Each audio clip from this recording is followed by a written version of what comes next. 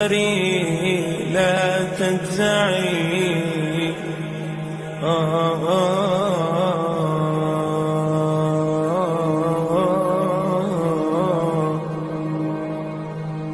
يا نفس إن لم تظفري لا تجزعي وإلى موائد جود مولاك ارعي يا نفس إن لم تظفري لا تجزعي وإلى موائد جود مولاك ارعي وإذا تأخر مطلب.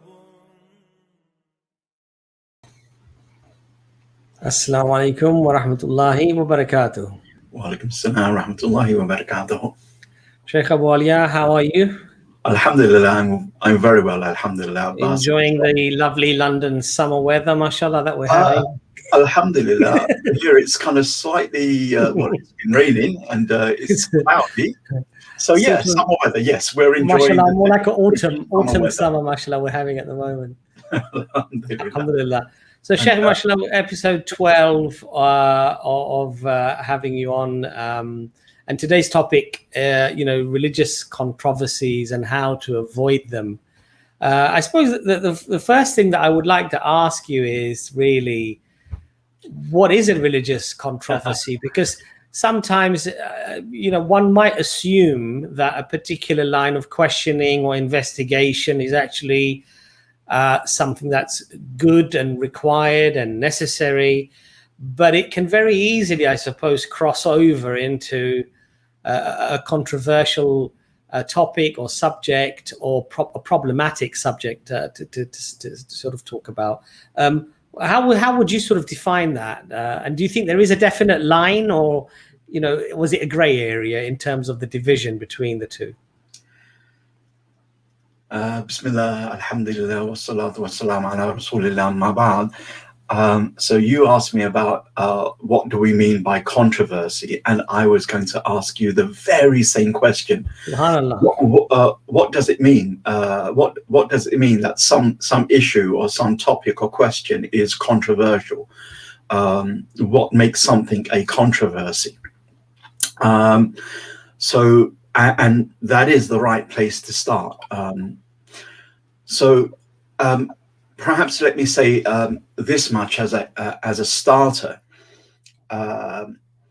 If we're going to translate the word controversy into the Arabic Islamic word ikhtilaf, okay, differing, differences, maybe even divisions, although there is another word for that rather than ikhtilaf. There is iftiraq, splitting and dividing, but we're talking about ikhtilaf, differing.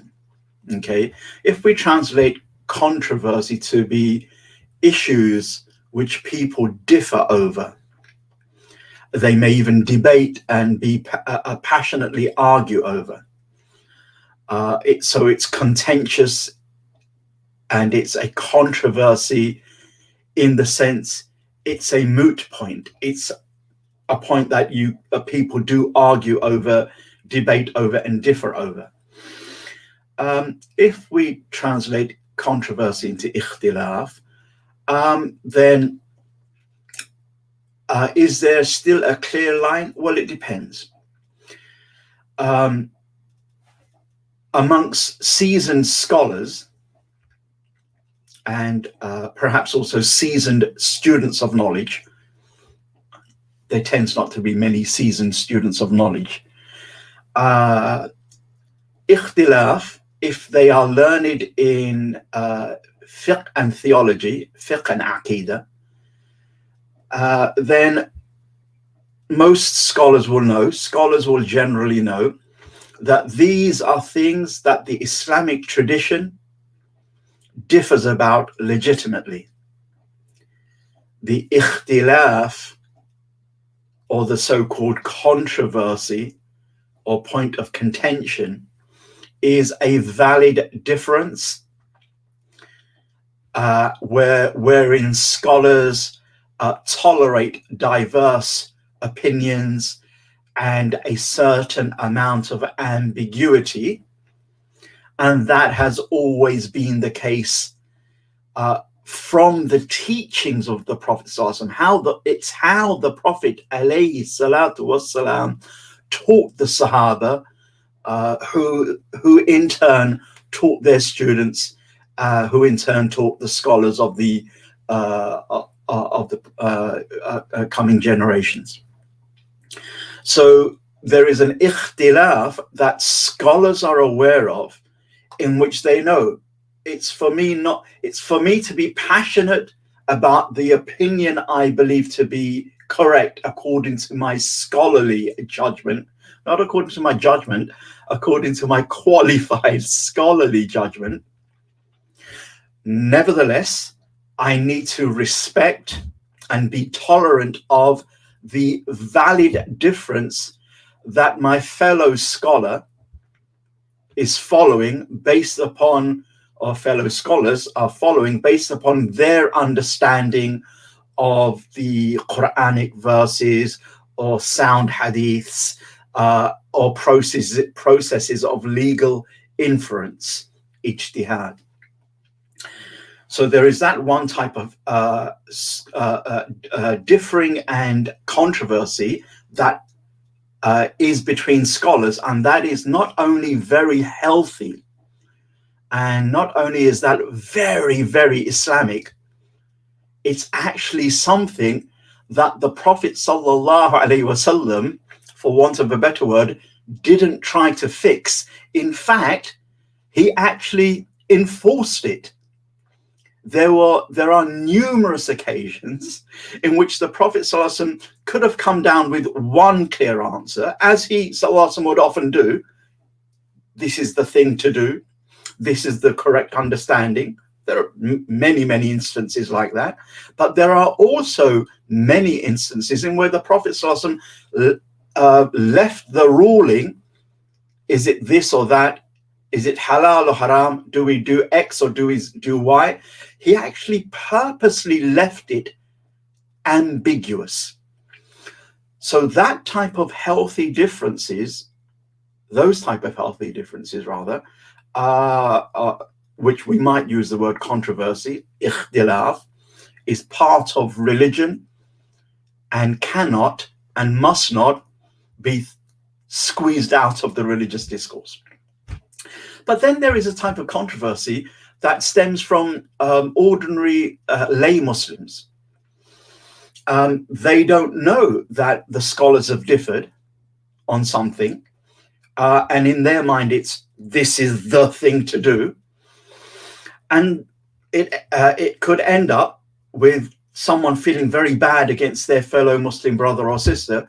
Why aren't you following the opinion that is, that I heard from my scholar, my sheikh? And then all of a sudden there's kind of doubt about the religiousness of that other Muslim who's not following the opinion that, as far as I'm concerned, that's the right and only Islamic thing to do. It's not an Islamic opinion, it's the Islamic opinion, right?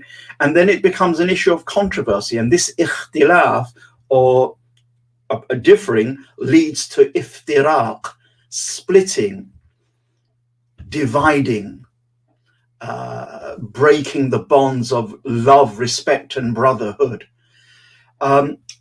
And yet the scholars would have just understood, oh, that was a legitimate difference of opinion. But due to ignorance, due to egos not being tamed or trained, due to a host of other psycho-spiritual issues within the person or the persons, an issue which didn't have to be controversial, but it was a difference of opinion, becomes highly contentious, controversial. It becomes a hot topic.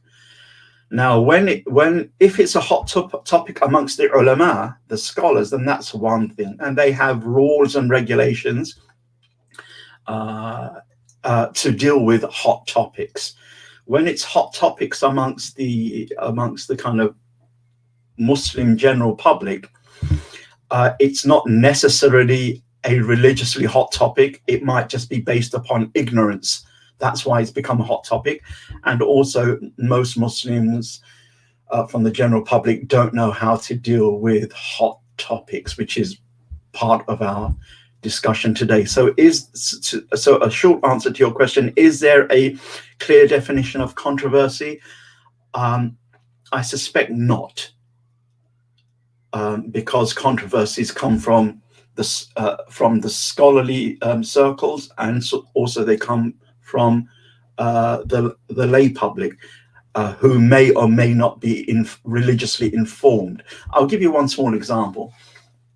A group of the Salaf, a group of the early Imams, including Imam Ahmad bin Hanbal, believed that the sacrificial son, we're in the month of Dhul Hijjah, the month of Hajj, the days of Abraham, the days of Ibrahim alayhi salam, in which it culminates in the Eid and the sacrifice. So no doubt the majoritarian opinion, based upon a hadith which is found in Sahih al-Bukhari, is that Ismail, Abraham's oldest son, peace be upon them both, is, or rather was, the sacrificial son. And it fits in with the whole of the story of how Makkah becomes Makkah historically, with Ismail and his mother Hajara, Hagar, being left there under divine instruction from Ibrahim alayhi salam. However, Imam Ahmad and a group of the early Imams, a group of the scholars and Mujtahid Imams, a group of them said it is Isaac, Ishaq, who is the sacrificial son. If you look into our books of tafsir and some of our books of scholarly books, it's not a big issue. Some scholars will say we believe it's Ishaq, others will say, oh, we believe it's Ismail. Some will say there is a view it's Ishaq, but what is correct is it's Ismail. And it's kind of like water off a duck's back. It's not made a big thing out of, right? But perhaps, and I have seen this in my own lifetime, when a learned student of knowledge mentioned that in a public talk some years back, well, it was many years back, the audience went up in arms almost.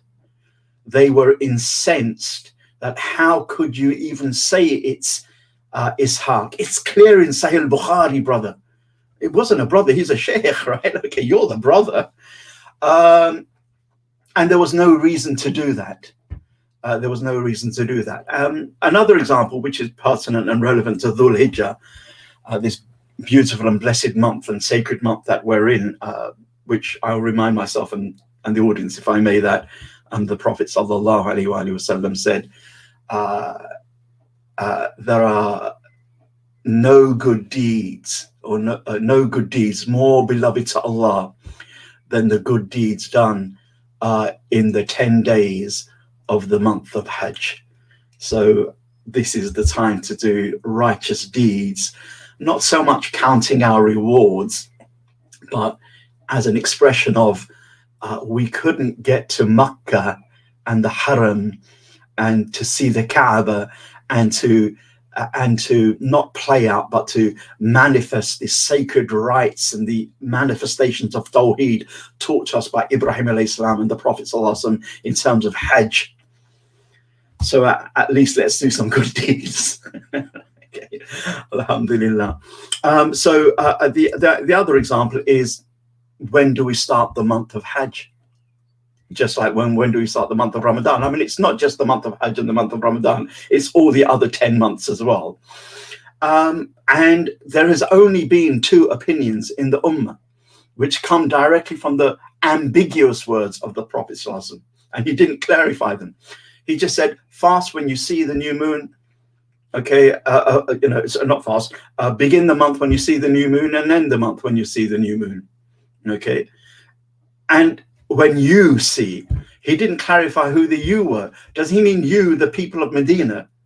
He said this in Medina. So, oh, you people of Medina and the surrounding towns and cities and area, fast when you see the new, start your month when you see the new moon, or fast when you see the new moon, and stop fasting when you see the new moon.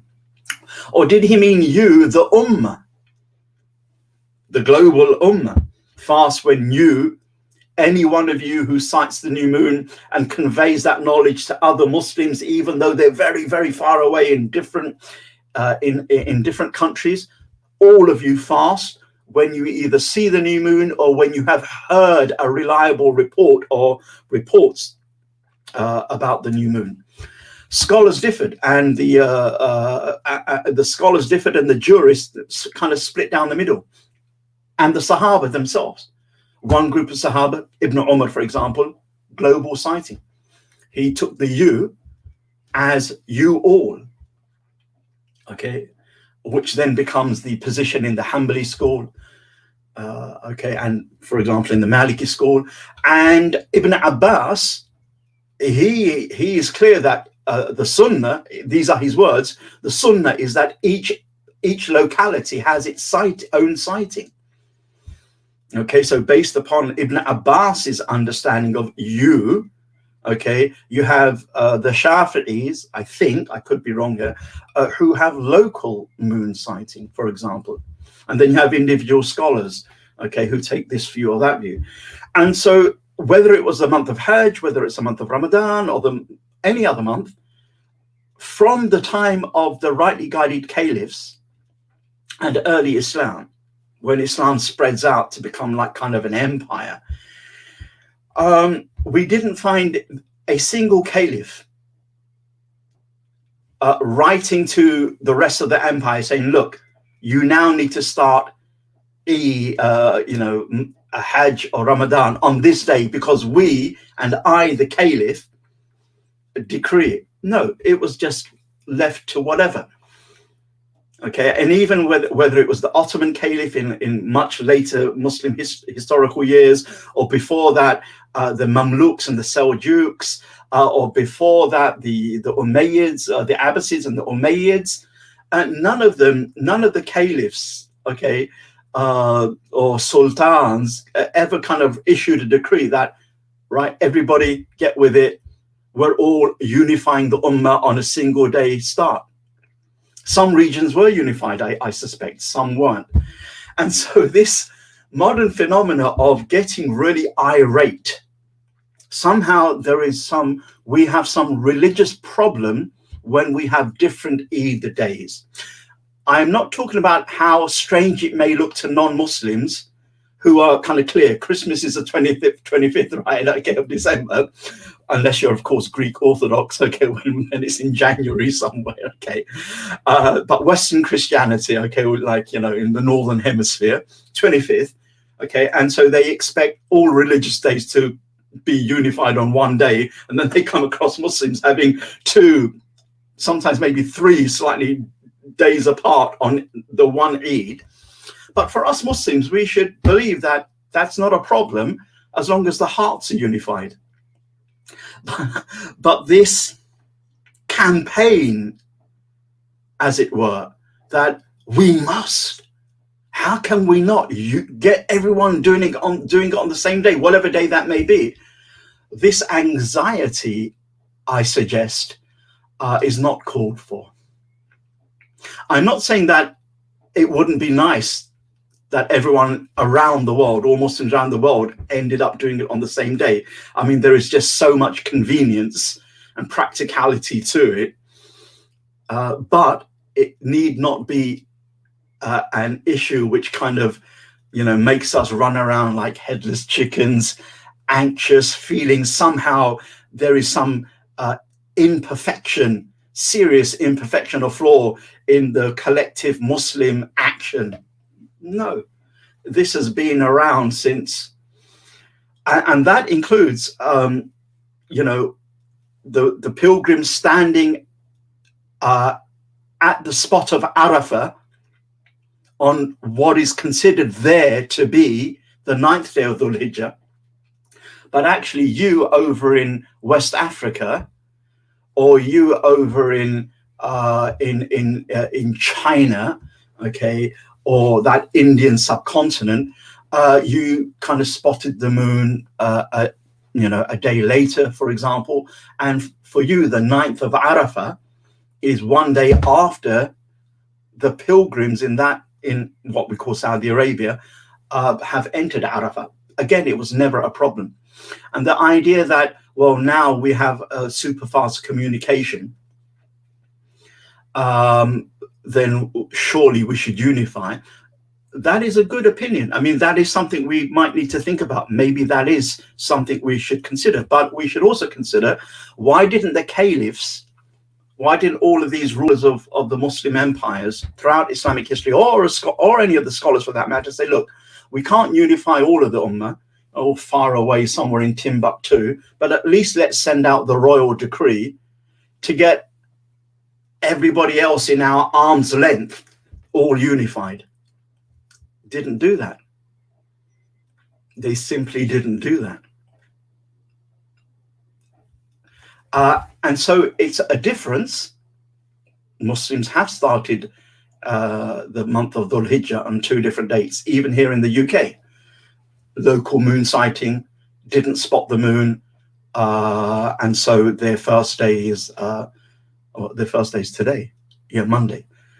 And global moon sighting, apparently global moon sighting spotted the moon the previous day, so this is their second day. It's become a controversy, but I suggest it need not be a controversy. It could simply just be a legitimate difference of opinion. And once we have kind of that sure type of knowledge, it becomes, there's a sense of tranquility in being rooted that, oh, no problem. Subhanallah. I mean, would you say that, so as you've described, a controversy doesn't necessarily mean something negative? Because just because an issue has some form of controversy, it could just be, as you said, a difference of opinion and ikhtilaf. And obviously that would be amongst the scholars, not amongst the lay people. But would you say something that influences whether something is a positive or a negative controversy would be what's behind it, the intention of the individual or the group that is pursuing a particular line of questioning or opinion? So would you say the intention behind it can influence whether something is in fact fruitful and good, or just controversy in a negative way just for the sake of controversy? There's a small irony here. So I said controversy, and you pronounced it controversy. So there's a controversy of how you, or a controversy of how you pronounce controversy or controversy. Right. Mashallah. And yet we kind of know that, it's not, mashallah, legitimate difference of opinion. Anyway, I think you can't discount intentions. They are always at the heart of things, of matters. Innamal a'malu binniyat, actions are judged by intentions. And unfortunately, there are people whose intentions aren't quite seeking Allah, and we need to be very careful of that. As the early Muslims, one of the early Muslims said, correcting one's intention is harder than doing the actual action. Making one's intention sincerely for Allah is much harder than doing the action itself. So we have to be concerned about that, and that I'm sure plays a huge part in how these controversies and hot topics or differences are handled. I also think language. We need to be. I know it's hard because one is either skilled in a particular language, or they're kind of mediocre. On certain topics, I wouldn't use the word controversy. Okay, for example, because generally, and I could be wrong here, I could be wrong. When you hear the word controversy, it has kind of some hot topicness to it. Yeah. It has a bit of spice to it. Yeah.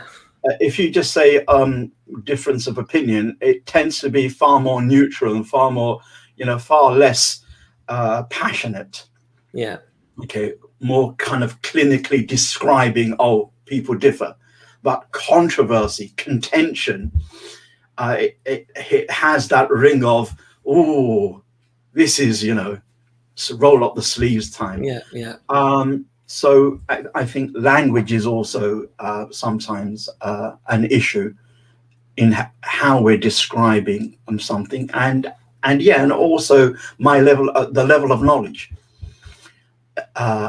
If I didn't know, for example, that there are two opinions about the sacrificial son, even though the vast majority say it is Ismail alayhi salam,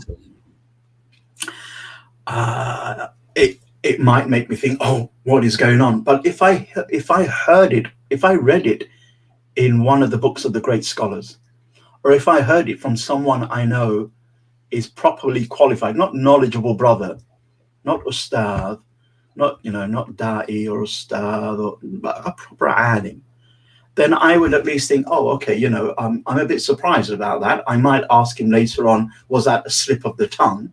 Did he mean to say Ismail and he said Ishaq instead? But if it was clear that he meant Isaac Ishaq, I think, oh, mashallah, every day you learn something new. I would try to have humility and realize that, well, what do I know after all? Yeah. What have I actually read as a lay person? But I think it's not only the internet age, but the internet age and social media kind of I think makes it worse because now I've kind of read it in black and white. Yeah, yeah. Somehow I feel that that is it. That is the Islamic opinion rather than an Islamic opinion. Yeah, yeah. I think, Sheikh, sometimes it's a sort of confirmation bias as well. So if you're sort of very hard line in the way you generally interpret things, then you're only sort of willing to accept that very black and white hardline answer, and anything that is seen as a deviation from that is somehow automatically wrong. Indeed. And so that's just like feeding your own, predispositions, really. It's not the religion guiding you, but you trying to guide the religion and to fit your paradigm, as it were. Indeed, you're absolutely right. And we now know, with all the studies over decades upon decades in the social sciences and psychology, how common confirmation bias is, that you already have an opinion, okay? Yeah. And therefore, when evidences come to you that might suggest to refine your opinion or move over to a different opinion, you don't see the evidences like that. You kind of make the evidence fit a prejudged, a predetermined bias that you have. And the social sciences, social scientists tell us that this is so very common in so many studies. We really need to be careful. But then that goes down to intention of seeking the truth. Yeah. For pleasing Allah subhanahu wa ta'ala, rather than pleasing my group or satisfying my own ego. It's a big ask. It's a difficult thing, but it has to be done. May Allah give us tawfiq. And Sheikh, I remember, for example, in the Seerah, when I was hearing Sheikh Yasir Qadhi with his mashallah Seerah, a beautiful Seerah, and he went to the episode after the Battle of Khandaq, where the Prophet ﷺ told the companions that nobody will read Asr here, you will read your Asr in Banu Qurayza. And some of the companions got the news late, so some of them prayed Asr, some of them didn't pray Asr because they thought the order was that you don't read even if you miss the Salah, basically the time. But because we got this order, they followed it explicitly, whereas others said, well, he didn't mean miss your prayer, he meant get there as quickly as possible. That's what he meant, And then subhanAllah, when they both get there, and and some of them say we prayed because because we were going to miss the time, even though you gave an explicit order to pray it here. We interpreted that to mean to get here quickly, not to miss the prayer. And others said no, we actually missed the prayer, but we read it here because that was the order. And then apparently, subhanallah, the Prophet ﷺ did not correct either party. And so I found that really, subhanallah, very, very interesting. And at the same time, I thought to myself that this differences of opinion go right back to at the time of the Prophet ﷺ. So it's not something that's new. It's something that the Prophet ﷺ actually allowed in his own lifetime. And so who are we now to say that, no, it's got to be this way or the highway? Because then we're somehow, astaghfirullah, assuming that we have a better insight to these matters than even that the Prophet ﷺ had. I think one of the things, Sheikh, for me is that may Allah forgive us all, because we can all fall into that trap. But arrogance is something that I think sometimes comes in, whereby, my scholar who I trust says this, I believe it's so, and basically everybody else is wrong. And it's like almost, it's almost a sense of, superiority complex, where every other sheikh is somehow inferior or automatically wrong if they disagree. I mean, I don't know. Do you interpret it that way at all, or? I mean, all that you've said is, I totally agree with. But if we just break it down, if we start with the end bit, whereby when people diss the opinion of others, when people scorn differences or opinions that come outside of their own little bubble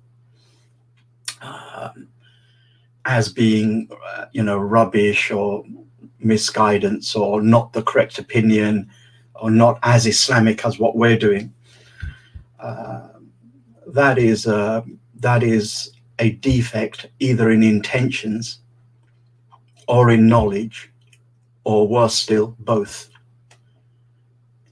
It shows defective intentions or ignorance, or both.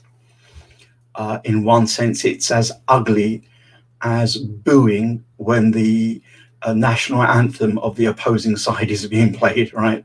And cheering only when your national anthem is played at some kind of sporting event. That's ugly, right? Okay, it shows an ugly inside, an ugly soul. But let's go back to the hadith of Banu Qurayza. Yeah. Because the words are very striking. We find it in the hadith in Bukhari and Muslim. And the Prophet ﷺ says, whoever believes, so the companions have just done this long battle. They are weary and tired. Yeah. It's been a tough one. Yeah. It's been a tough week, yeah. 7 to 10 days. And they do really need rest. They are totally in a state of fatigue. And yet the Prophet ﷺ is informed by revelation that some of the people in Medina, whom the Prophet, some of the non-Muslims of Medina, who the Prophet ﷺ has a political treaties with, have broken their treaty and have sided with the Meccan enemy to allow the Meccan enemies through the back door of Medina to attack the Muslims from behind. And so they have to go to this area inhabited by a Jewish tribe of Medina called Banu Qurayza, the tribe of Qurayza, a large Jewish tribe. And they have to kind of fix the matter. And so the Prophet ﷺ says, as per the words in Bukhari and Muslim, whoever believes in Allah and the last day, let him not pray Asr except at Banu Qurayza.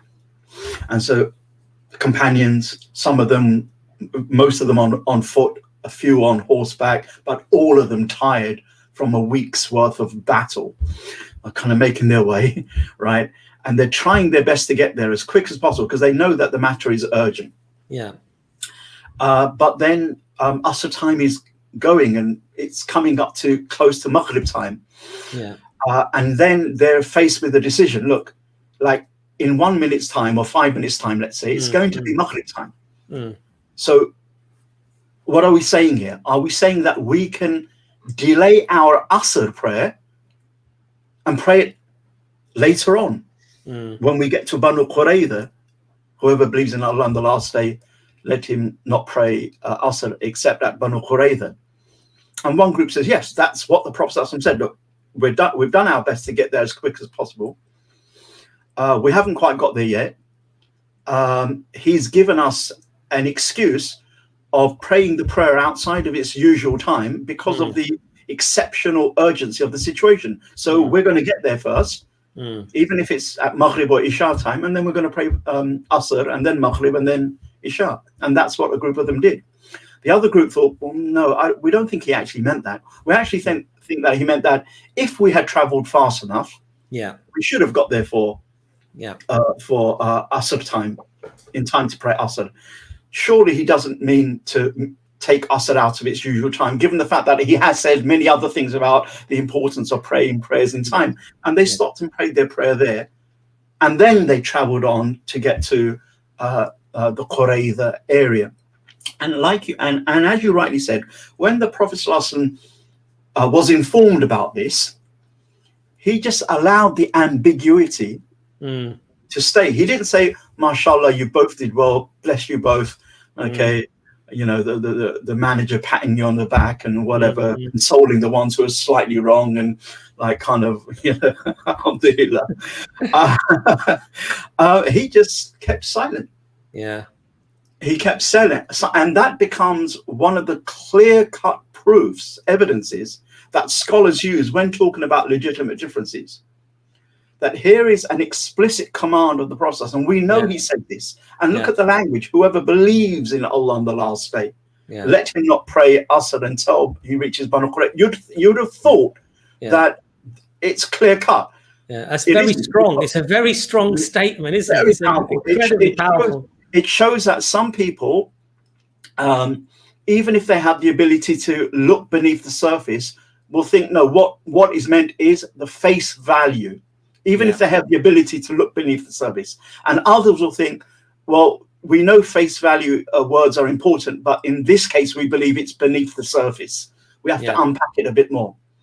And the point being is the Prophet ﷺ didn't say that they were right and those were wrong. You both did well, chaps, but a group of you is right. No, he just left it like that. Totally ambiguous. Okay, so to this day, we cannot say for 100% sure what group of Sahaba were more right than the other group. So that's what I mean by a culture of ambiguity. Okay, where the Prophet just leaves it in the gray area. And you'd think, hold on a minute, but isn't the Prophet meant to take things out of gray areas and make things clear? Yes, he is. But not in everything. And the reason why our scholars say is because Allah subhanahu wa ta'ala endowed human beings with minds and intellects. And it should have not free reign, but it should have free reign in as much as that it is following the rules of revelation and it can extrapolate. Okay. And if we go back to the Quran, we see this same thing. So for example, father and son, both prophets, in this case, David and Solomon, Dawood and Sulaiman alayhim salam, peace be upon them both. The Quran says in Surah Ambiguity, the 21st chapter, verse 78 to 79, and David and Solomon, when the two were judging the case of a field into which the sheep of other people had strayed at night, and we witnessed their judgment. And then فَفَحَمْنَاهَا Sulaiman, and we made Solomon to understand the case. وَكُلًّا آتَيْنَا حُكْمًا وَعِلْمًا, and to each of them we gave wisdom and knowledge.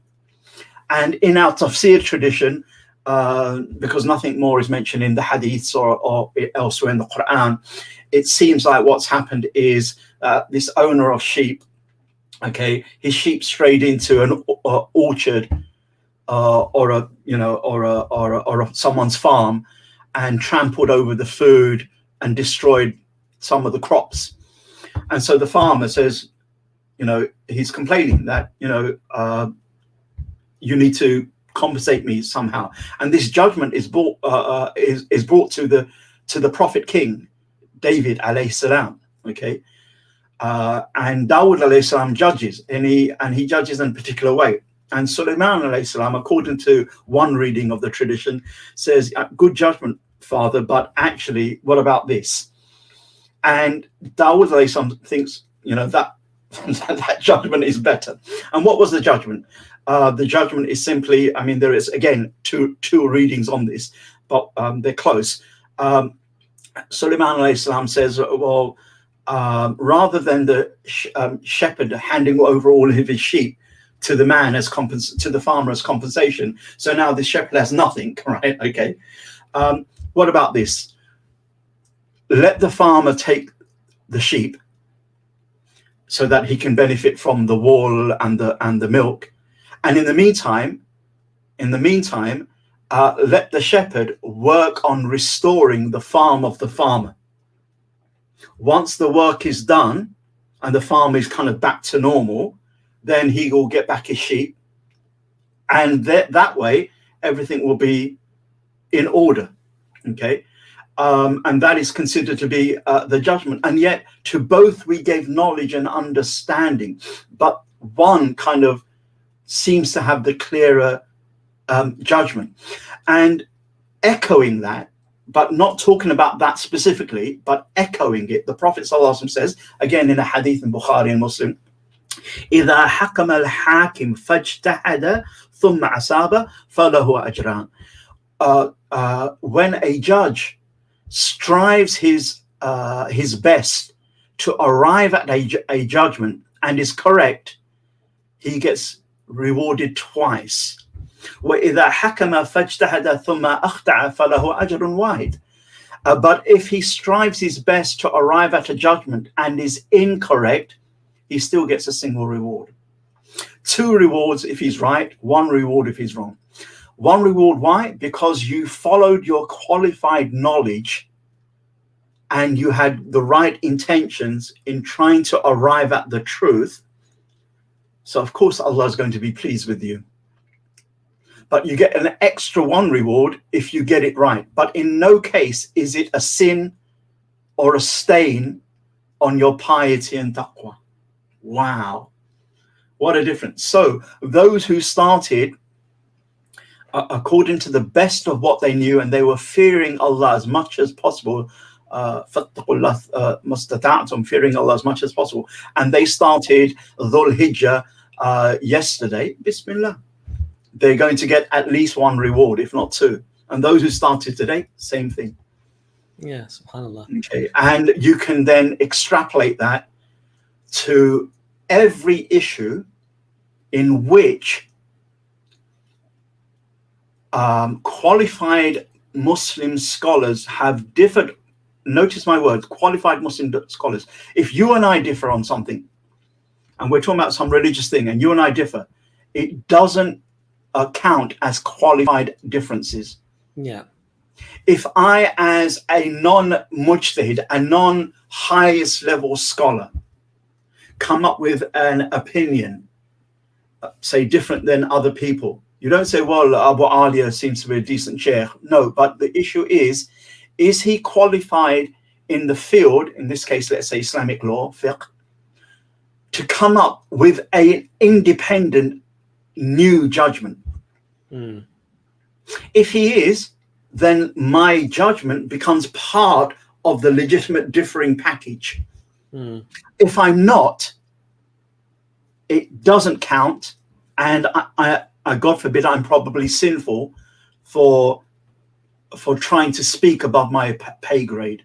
Yeah. So as long as the judgment, the opinion, comes from a qualified Muslim scholar in that field, okay, and obviously it doesn't break a consensus of the Muslim scholars, okay, then it generally counts as a legitimate difference of opinion. So whilst we're on that Banu Qurayza, and when a judge does his best, the word is ijtihad, ijtahada, to strive your best, to leave no stone unturned in seeking the right opinion. Ijtahada, they say, istighfarahul wus, exerting your utmost. It's not like, well, I've got my cup of cocoa and I'm just going to scroll a few websites. That is not exerting my utmost. It's not leaving any stone unturned. It's turning over a few stones and thinking, well, I can't be bothered to turn over anything else. It's turning over, you know, no stone unturned. So if you take the Abu Hanifa, no stone unturned, sometimes he's one of the great mujtahids, okay, rahimullah, he, along with his other students, some of whom were great mujtahids, sometimes they would sit on an issue, I mean, ponder an issue and debate it amongst themselves to arrive at this truth, do this ijtihad, and sometimes it would take them a month or a week or 10 days to arrive at, or we believe, hopefully, this is the right view, because they left no stone unturned. Compared to kind of the modern Muslim social media research, you know, I went to one website, I don't even know how qualified or not that website is, and bro, I did my research, Abbas. No, I don't know if you can use the word research in that way. I know you looked at the website, but I'm not quite sure if that was ijtihad. So you have this hadith about ijtihad, and what the mujtahid, the one doing ijtihad, the qualified scholar, is never sinful, but it's a case of one or two rewards. He's always under the pleasure of Allah, or she. And then what about this? Umar radiallahu anhu, here's another Sahabi, who Hisham ibn Hakam, I think it is. I might be wrong there. Hisham. He hears Hisham reciting some verses from Surah Al-Furqan, the 25th chapter of the Quran, different than the way the Prophet ﷺ taught Umar, or different than the way Umar radiallahu anhu heard it from the Prophet ﷺ. So Umar radiallahu anhu, being, you know, being a person of keeping everything intact, kind of seizes Hisham and says, you know, you are reciting the Quran different than how I heard it from the Prophet. And Hisham says, yeah, but this is how I heard it from the Prophet. You know, I'm reciting it as I heard it. And Umar radiallahu anhu was like, what is going on here? You know, this is the Quran, and we're reciting it two different ways. And he kind of takes him persuasively to the Prophet and explains the controversy, right? And the Prophet says, fine, Hisham, okay, he says, يا هشام فقرأ عليه القراءة التي سمعته. Okay, he says, so he says, اقرأها يا هشام, read, O Hisham. And so Hisham reads or recites that passage of the Quran the way that he heard it from the Prophet ﷺ. And the Prophet ﷺ says, كَذَلِكَ أُنزِلَتْ, that is the way it was revealed. Then he says, اقرأ يا عمر, read, O Umar. So Umar recites the same verse or same verses in the way he heard it from the Prophet ﷺ. And the Prophet ﷺ says, كَذَلِكَ أُنزِلَتْ, that is the way it was revealed. And then he says, إِنَّ هَذَا الْقُرْآنِ إِنْ أُنزِلَ عَلَى سَبْعَةِ أَحْرُفٍ فَأَقْرَأُوا مَا تَيَسَّرَ مِنْهُ. Then he says, the Quran has been revealed in 7 words or 7 ways or 7 dialects. The word ahruf is difficult to translate, and scholars actually differ over what it actually specifically means. But they know there is these 7 legitimate ways of reading it, and recite whatever is easy for you. In another, that's in Bukhari. In another hadith in Bukhari, the Prophet says to Jibreel alayhi salam, recite to me. So the Jibreel alayhi salam recites the Quran. Prophet memorizes it, and he says, recite it, meaning in another way. And so Jibreel alayhi salam recites the same passage or passages in a different way, and the Prophet memorizes it. And he said, recite it again, until the Prophet says, until Jibreel alayhi salam recited it in several ways, and I memorized all 7. And we don't know if all 7 means 7 or does it mean several. But generally it's considered 7 to 10, although there is an opinion that it's more than that. That's the Quran. So if the founding religious document, I don't like using that word, allows for ambiguity and differences of how you recite it. Why?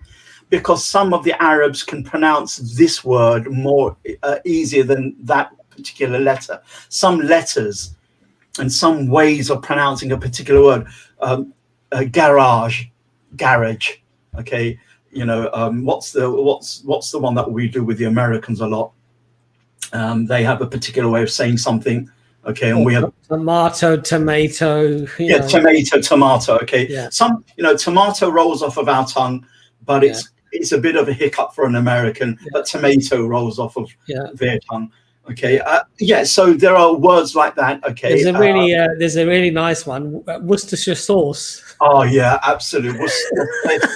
Worcestershire. Yeah, the Shire, and then they pronounce the letters that you don't need to pronounce. Absolutely. It does change, yeah, of course. Absolutely. So I remember my late mother, rahmatullah alayha, Allah have mercy upon her, when she first started working in the city, it was Great Portland Street. Instead of Great Portland Street, it's like she had to break up the syllables. Anyway, the point being is the Quran has those kind of variations as well as slightly other variations. But what is the process I'm telling us? A certain amount of healthy ambiguity and differences is embedded in the religion for one of 2 reasons, generally.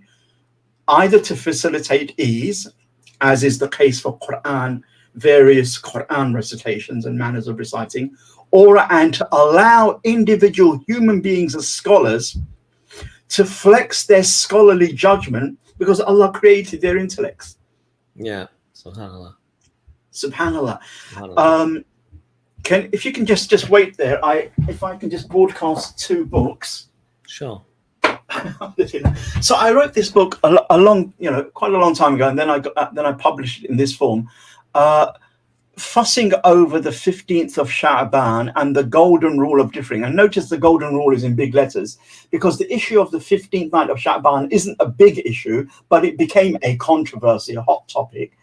But I just wanted to mention the golden rule of differing, how we're supposed to be dealing with these hot topics, okay, and how legitimate differences are meant to be respected, and so on and so forth, and what happens when we don't. So this is a small book that I wrote, and it's available. But on a more kind of academic level, Thomas Bauer recently translated from the German A Culture of Ambiguity, talking about how in classical Islam, this idea of grey areas is part and parcel of Islam.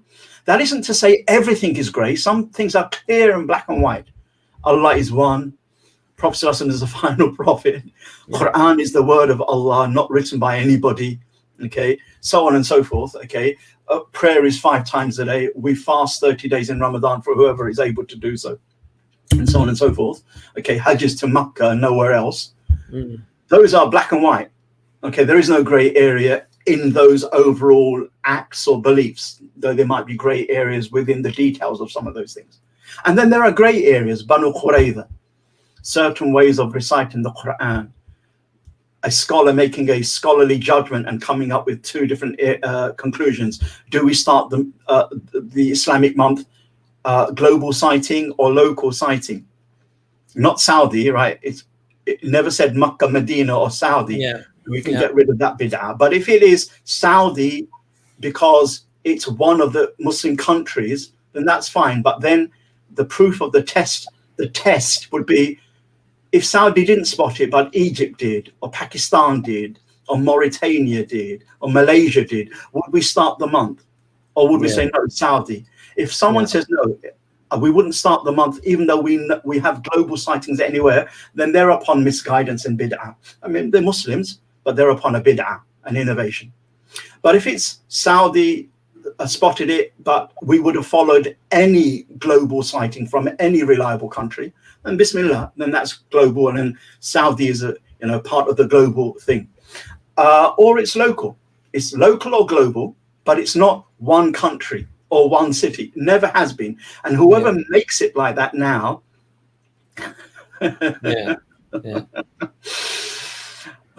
So Sheikh, basically, would you say that in a nutshell, for your layperson, somebody like myself, perhaps many of our viewers, to stay away from religious controversy would be to know your place in terms of academia, and especially Islamic academia, and once you find a reputable, recognized scholar, somebody who is recognized, I suppose, by other scholars also to be a scholar, that one, though, can ask questions, of course, and investigate things, but ultimately the judgment of whether something should or should not be done should most definitely be left with with the scholar in question, rather than I will be the judge of that.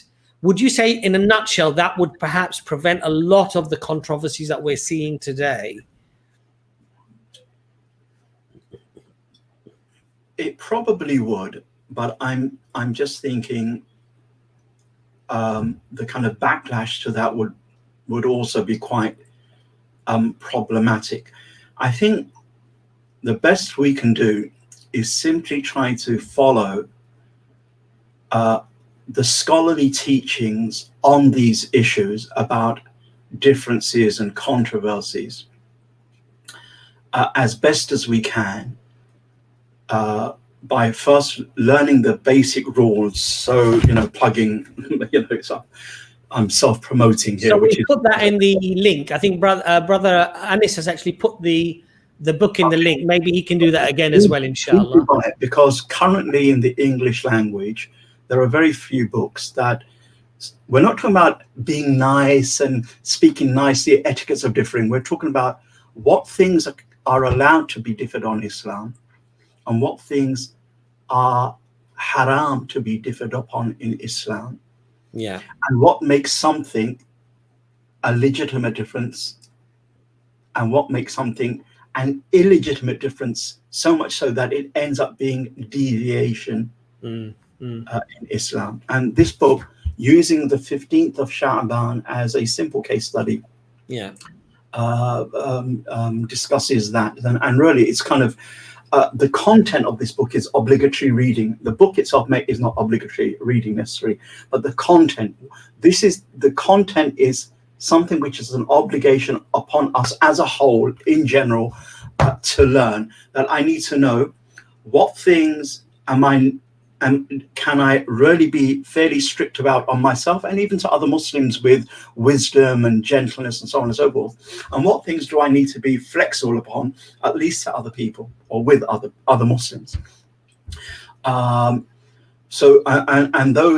issue comes back down to things which have been agreed upon by the scholars, and there is a univocal interpretation. There is only one reading of the text. Those become issues of usul, of fundamentals. And then there are the texts like Banu Qurayza, which can be read in two different ways. Okay.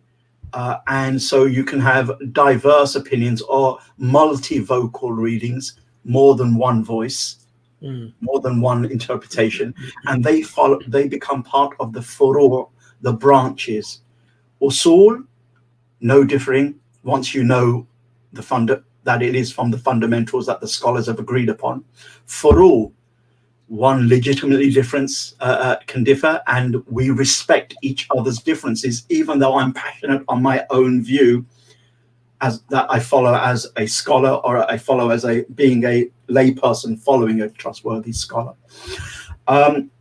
So that's something we need to kind of work out, especially since we are now going to engage other Muslims. We're not all living in kind of bubble Muslim communities. It's not like we're all of the same view.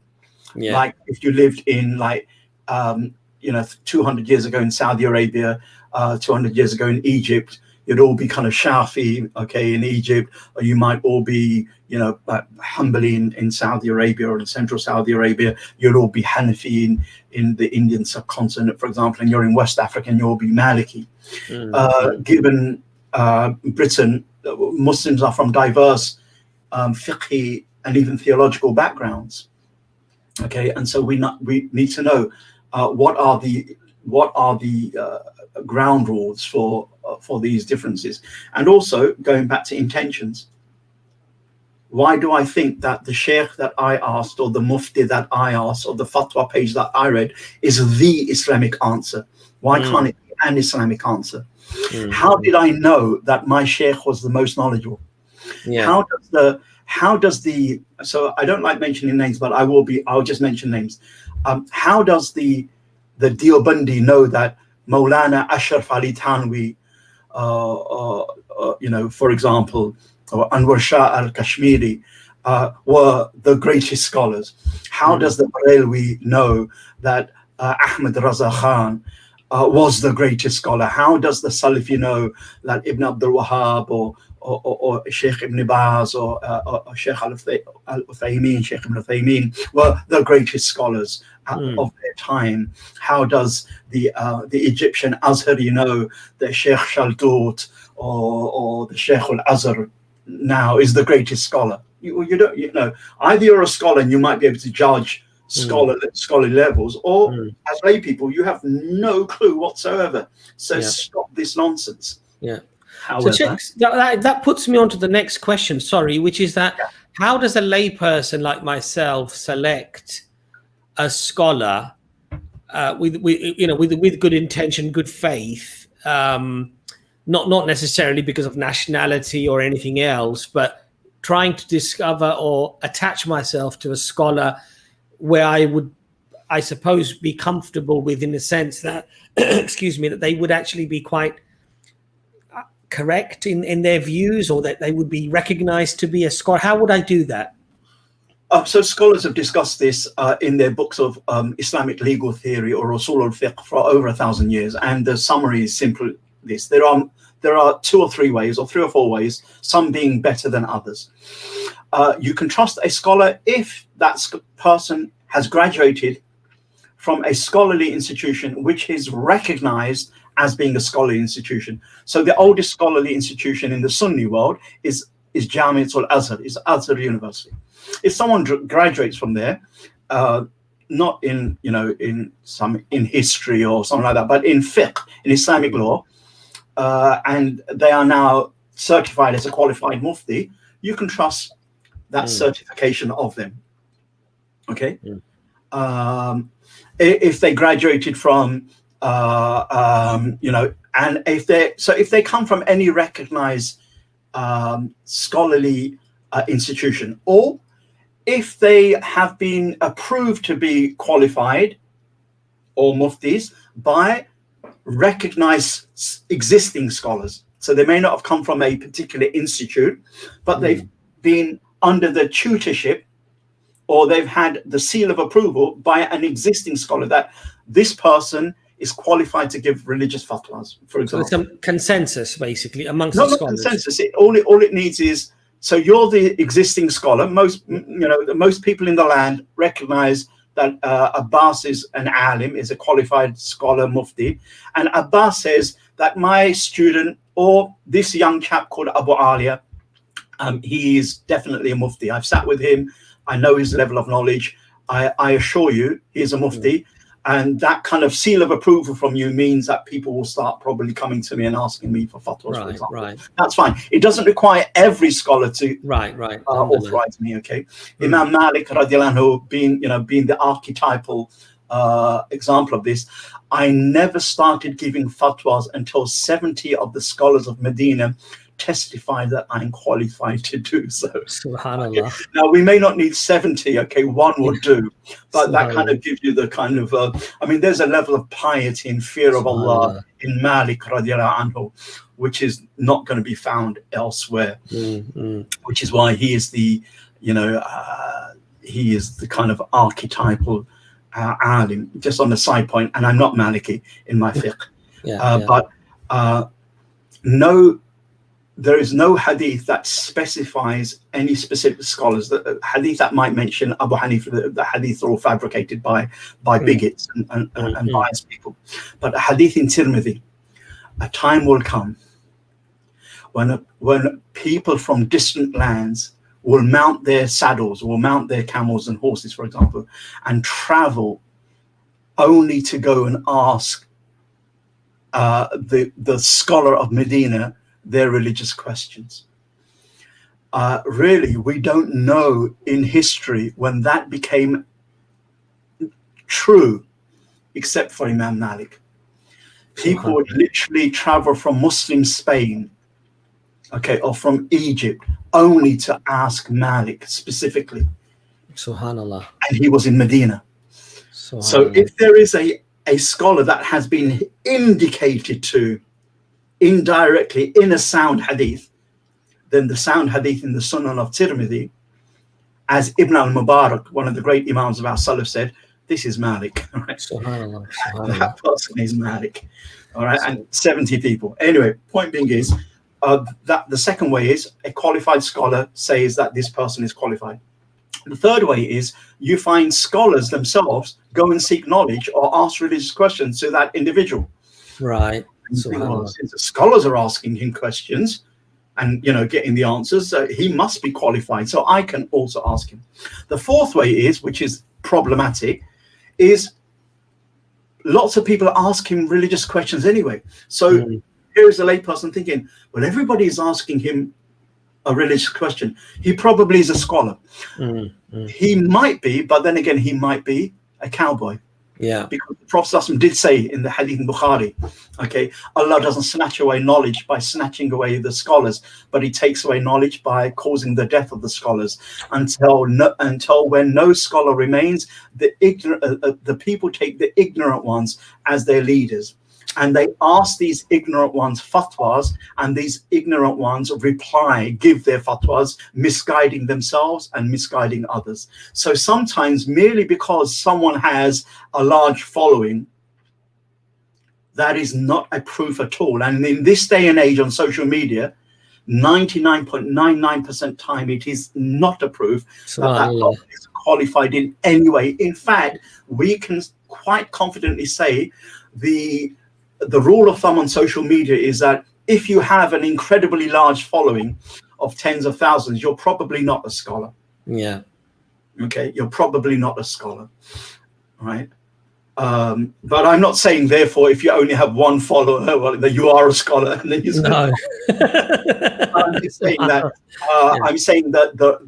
I'm saying that the Muslim public, merely because they're all gravitating around a personality, it doesn't mean at all that such a person is qualified. And that happens to be wholly true in this day and age on social media. So these are some things. And the general rule here is Abbas is fear Allah as much as you can. Do your best. Okay, but get it out of our system. Knowledgeable brother. Get these words. Knowledge. He's a knowledgeable brother. She's a knowledgeable sister. Get these useless rubbish statements out of our head and out of our lives. Either a person is qualified to teach religious knowledge and give fatwas, or he or she is not. Okay. Not knowledgeable brother. What on earth does that mean? Okay. So let's not invent bid'ah, you know, to kind of satisfy our own egos and destroy Islam. That's one point. Second point is, so we do our best and we're looking for qualification. And the generous Lord is such that if we do our best and somehow we got hoodwinked, inshallah ta'ala, Allah will forgive us. Inshallah. We make tawbah, we kind of learn our lesson, But inshallah ta'ala, we hope Allah subhanahu wa ta'ala will forgive us, because we did our best in trying to follow qualified scholarship. But if someone just said, you know what, let me just do a search on Google, and it comes up to this Muslim website, and I just go to it, and it's, you know, yes, you can do this, or no, you can't do that. That is not doing your best. How did I know that website, that question on that website has been answered by a qualified scholar? Allah says in the Quran, فَاسْأَلُوا أَهْلَ الذِّكْرِ إِن كُنتُمْ لَا تَعْلَمُونَ. Ask the people of knowledge if you don't know. He has not said ask any Tom, Dick and Harry. Yeah. He's not said ask the knowledgeable brother. He's not said ask the website that comes up the quickest on your search engine. He said ask the people of knowledge. And all we have to do is do our best to pinpoint who may or may not be a person of knowledge who we can ask, and then we ask them and we follow what they have said in terms of a religious ruling or religious judgment, whether we know the background evidences behind it or not. Alhamdulillah, alhamdulillah. So the mashallah, there's a good formula there, which is that, you know, especially the one that you said where, you know, there is some scholarly backing as well. So there are scholars who are saying such and such person, or even it could be just one or two scholars who are saying such and such person is indeed qualified. And I think the other thing is, Sheikh, that of course you can correct me if I'm wrong, but if you have a lot of scholars, for example, saying this person is dangerous and that they're not a scholar, or they're actually not qualified to be talking about these things, I would hope that would you be right in saying that should set alarm bells? Generally, whenever non-qualified people make bold claims in Islam of any sort, either about an issue or an individual or a situation, but when a non-qualified person makes some proclamation, declaration, it has to set off alarm bells. Yeah. Okay. There's one more point I'd like to mention, which is how to work out scholarship and what to do with issues. So let me learn the basic issues, the basic halal and haram. Okay. When I don't know a particular issue, okay, I know my basics and I'm getting on with life, and now I don't know something, then I find a qualified scholar. Okay, and I ask that qualified scholar, and then I carry on with my life. And whenever I have another issue, I'll ask them. And other than that, all these other issues that are the hot topics of the day, and people are investing a lot of gossiping and yapping about, we should follow the advice of the Prophet ﷺ, which is what he simply says that min husni Islam al-mar'i. Part of a person's good Islam, part of a person's beautiful Islam, is leaving alone that which doesn't concern him. Merely because I'm a Muslim, it doesn't mean every point of religious knowledge in Islam concerns me. Absolutely not. Here I am as recently married, so new Muslim husband I am, with my new Muslim wife. Do I know the obligations of a Muslim husband? Do I know the very stressed recommendations of how I should be as a Muslim husband? Do I know the rights that I have to give my new Muslim wife? Do I know the rights that I owe my new in-laws? Mm-hmm. Do I know how to square the rights that I owe my wife vis-a-vis the rights that I owe my mother? What happens if they kind of seem to clash? What do I do? What does Islam? And yet I don't know any of that. But you ask me about who's on and who's off, and this sheikh said this about some fine obscure point. This is detested to Allah. Why? Because a person doesn't draw closer to Allah with anything more beloved to him than the obligations, and that means obligatory knowledge in order to perform the obligatory duties. Allah is more pleased with the husband who learns this stuff, because this shows true sincerity to Allah, than this misguided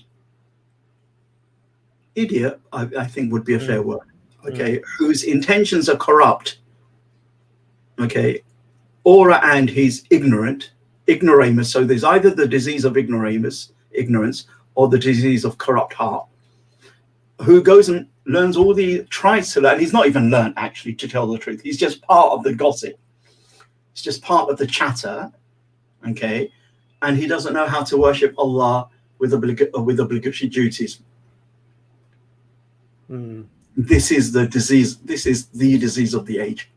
Yeah. And who is telling us this? No one is holding up a gun to our head. Yeah. It's the ego. Yeah. It's the stench within ourselves, and our choice to behave like shaitan. Yeah. That is actually compelling us. Yeah. Think of us and protect us. Subhanallah.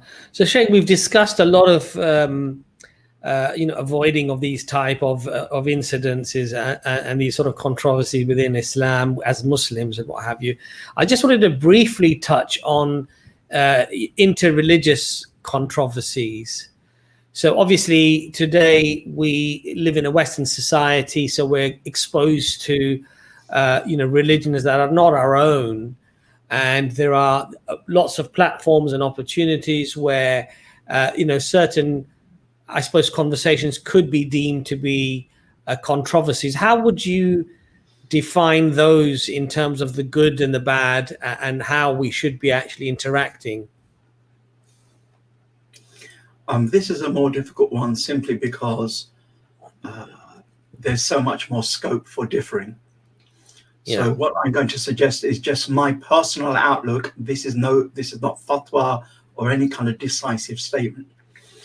It would seem to me, and Allah knows best, that given the fact that Islam is being attacked, not just Muslims, but Islam is being attacked. The Quran is being attacked in terms of, is it the word of God and has it been preserved? The hadiths for a long, long time within kind of Western Islamic studies, going back to the 19th century, has been under fire by Orientalists and Western scholars of Islamic studies, and various other things. And then we've always had Christians writing negative things in Europe against Islam and the Prophet ﷺ. So we still have that as well. So there's a number of fronts that Islam is being attacked at fundamental levels. And then there are other fronts that Islam is being attacked, but at not so fundamental a level. We just have to wisely pick our battles and work out that if I don't defend this front, but I defend this front, will that overall be better for Muslims than not?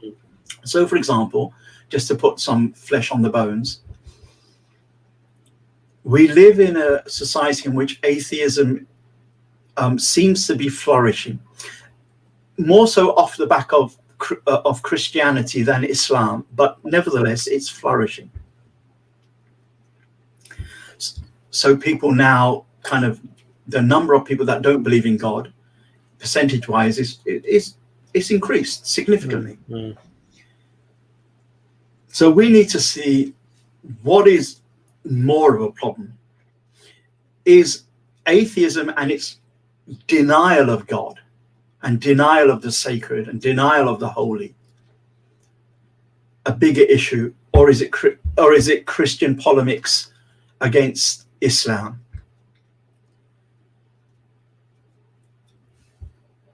Now, I know there's no one clear-cut answer, because you can have a situation where Christian polemics can be worse depending upon what they're attacking and how they're attacking and who's doing the attacking and how much publicity that attack is getting over an atheist, no doubt.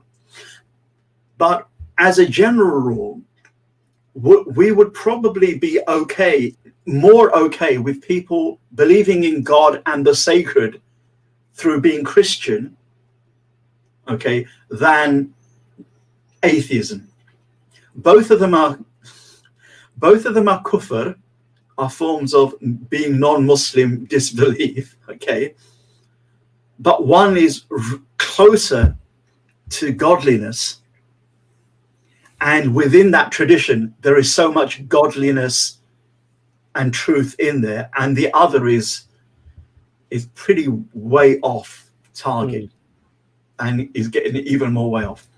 And so now that I've kind of convinced my audience, which may be also non-Muslims, okay, that look, Christianity, you know, too many holes, and I've kind of refuted this Christian. I need to ask, what service have I done overall to Tawheed?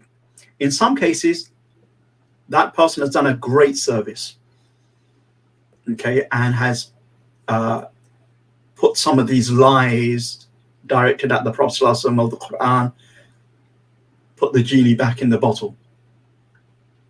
In other cases, it might have just served the rise of atheism. If someone says, wow, poor, that requires a lot of thinking, so what should I do? Well, being a da'i, being a shepherd, shepherding people by the grace of Allah to the truth was never going to be an easy task. When sheep don't want to be led, when sheep don't want to be shepherded anymore, you know, and the nature of society is what it is. So we're now so we now have to just weigh up. Likewise, Muslim scholars need to weigh up. Look, here is a young Muslim audience. I can tell them these things that they're doing wrong, and I can pick on these sunnahs that they are woefully neglecting and turning their backs on.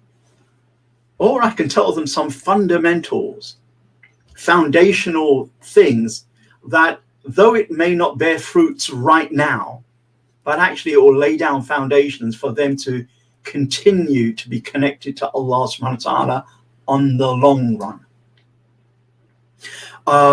Do I, on the one hand, take the opportunity today and say, well, these are the rules of Hajj, and these are the rules of sacrifice, and these are the 7 or 8 or 10 things of Dhul Hijjah? On the one hand, well, yeah, there is some things like we have to do, right? You know, is sacrificing an obligation, or is it a recommendation? Who should do it? Who should not? Is it recommended to fast in these holy days? Is it not? But and you know, is Eid an obligation to pray, Eid prayer for everyone, or is it recommendation? So kind of we do need to know. But surely the emphasis or the time spent should be more on trying to teach the underlying Abrahamic story, and get the kind of the larger universal truths and the spiritual realities, to emphasize that more than the rules. But some of the rules have to be taught because, you know, some of them are obligatory to know.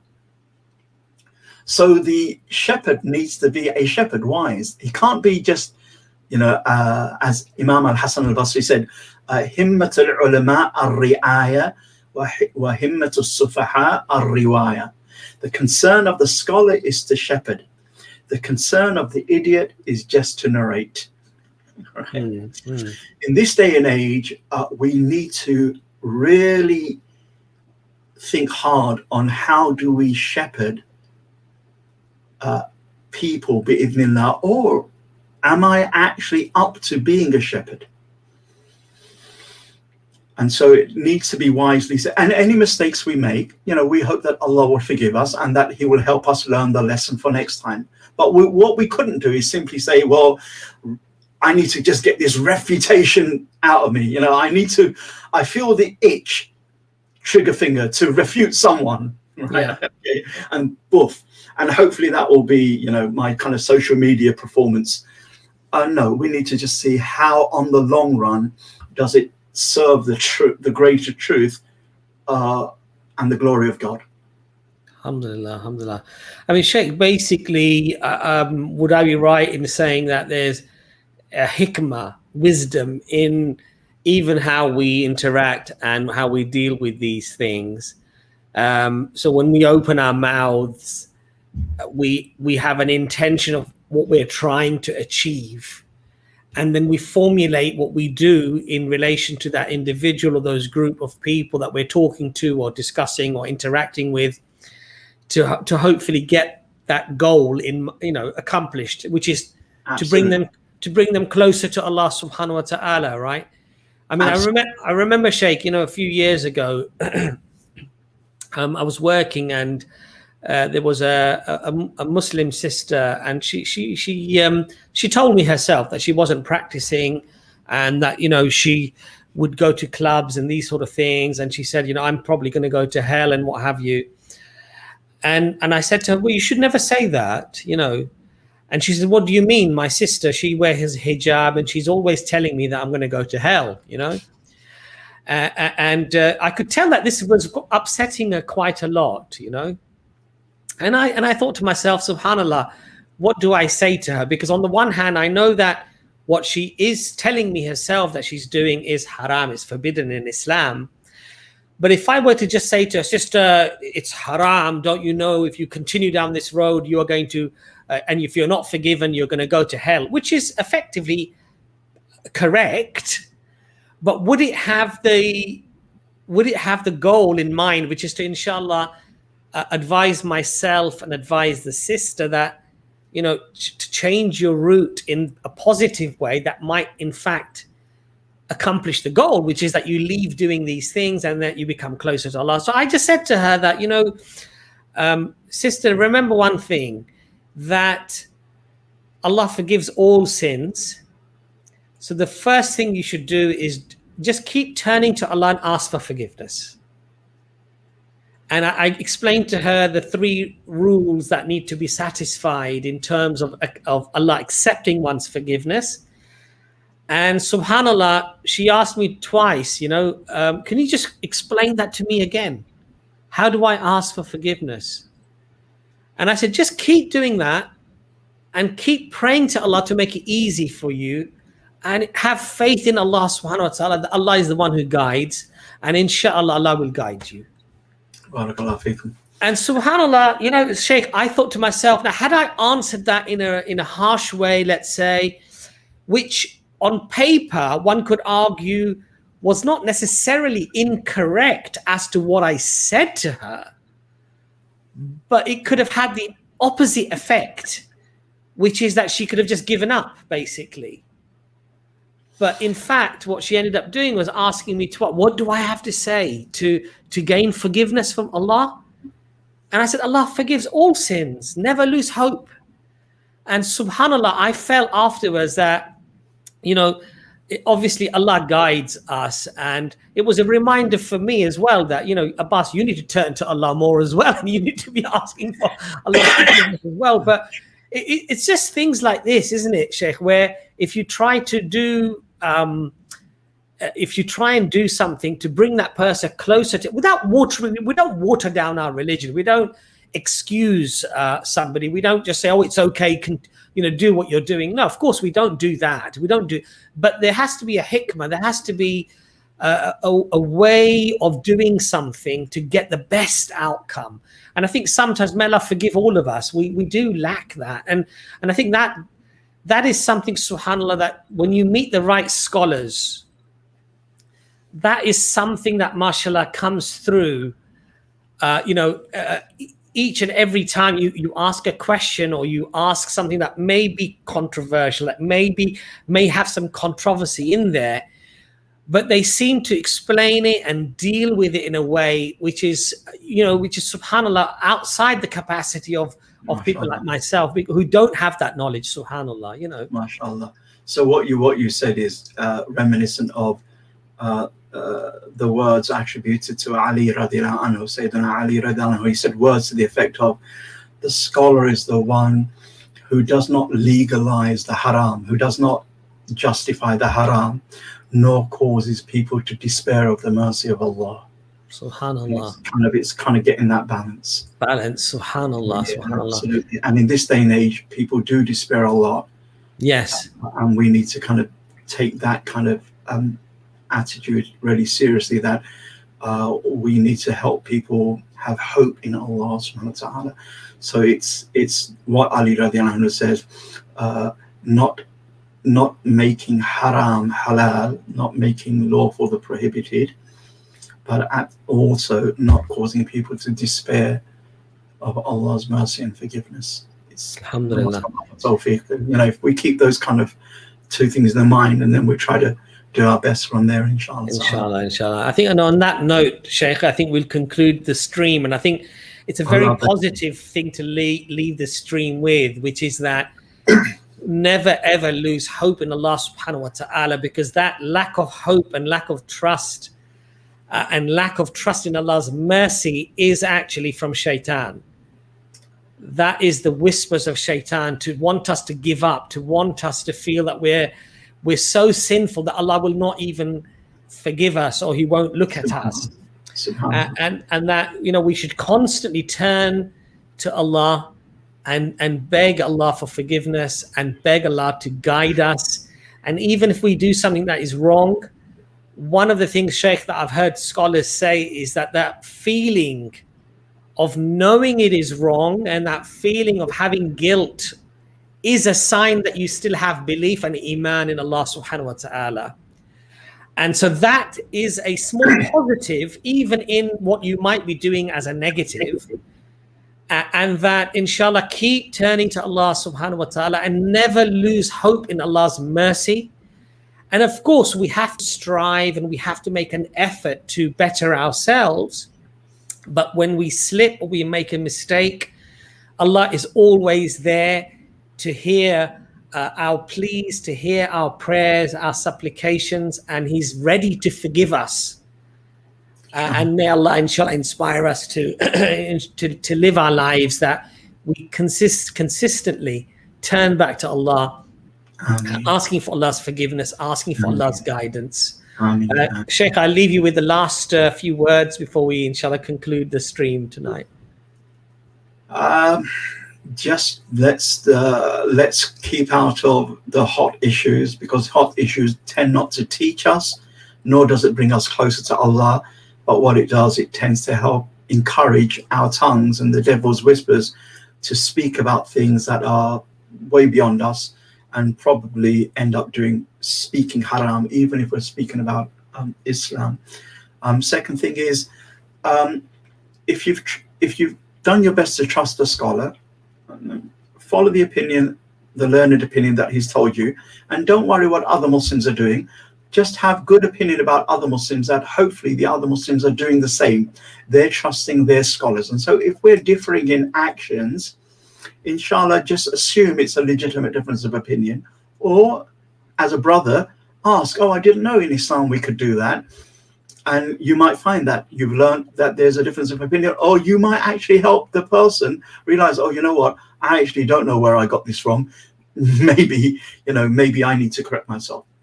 But what we can't do is split on issues which are legitimate, differing. If someone says, I don't know what is legitimate from illegitimate, then inshallah ta'ala, this book will give us some guidelines. Okay, that's one thing. And secondly, even if we didn't have this book or the likes of this book, let me as a non-scholar not condemn any view unless it is absolutely clear cut that, this is from the fundamentals of Islam. Don't drink wine. Someone says, wine is halal in Islam. No, you're pretty clear. Your basic Islamic knowledge is clear that, there's no difference about this. Is a kind of clear cut in Revelation. But other than those type of issues, just assume that if you have the fear of God to go and ask a reliable scholar, then inshallah have good opinion of your Muslim brothers and sisters that they've done the same thing with scholars that they trust. And thirdly, just learn the knowledge which is going to attach us to Allah and help us fulfill our basic obligations. And remember, we have no duty to command the good and forbid the evil in those issues which are legitimately differed amongst the Muslims. So a Hanafi can't enjoin the good on a Shafi'i on some issue, whether to say Bismillah loudly or quietly in prayer, for example, because they are not issues that you enjoin the good or forbid the evil over. Why? Because they're not clear-cut issues. In fact, they're legitimate differences. And the rule there is La inkar fi masail al-khilaf. There is no condemning each other or censoring each other on matters of legitimate differences.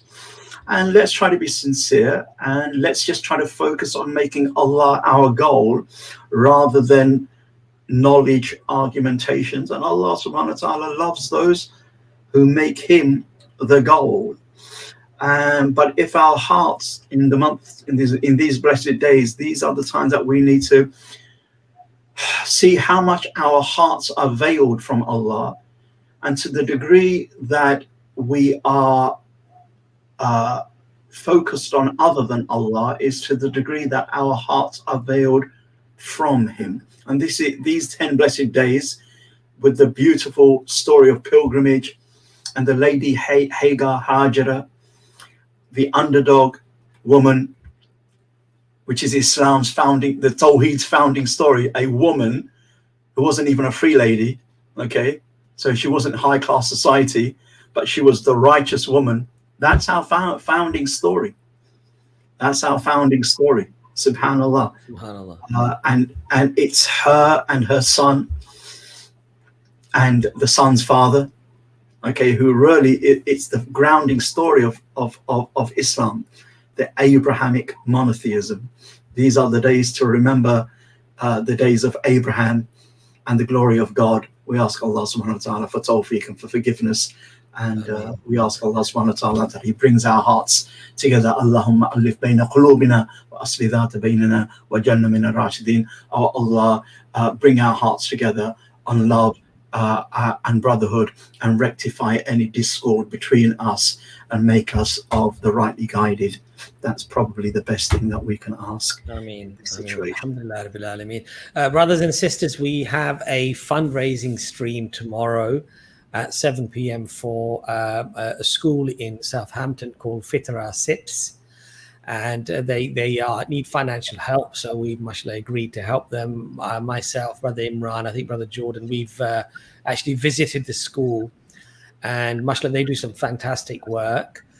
So please do join us tomorrow at 7 p.m. We do have a stream in a few days coming up also for a fundraiser for our Uyghur brothers and sisters, and that will be with Ummah Welfare Trust.